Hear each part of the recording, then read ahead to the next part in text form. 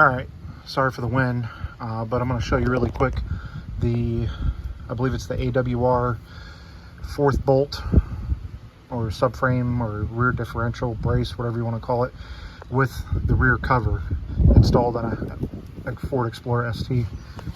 So what I did is I've got the AWR mount there. It's all mounted up. And then what you can see is the cover has this ear, and then there's another ear over here. That ear goes right where the AWR mount needs to go.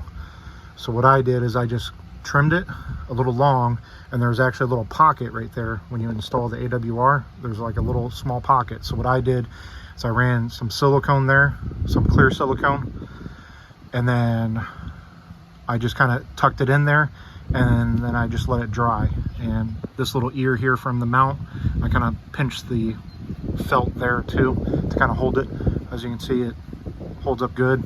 It's been on for about 10,000 miles now. No issues with the cover moving or anything like that. And if the silicone doesn't work, then I can try it again or just use it until it doesn't work anymore. But that's how I did it. And as you can see, I'm not pulling on it hard, but you can see it's definitely holding up. So, but that's how I did it, in case anybody's curious out there.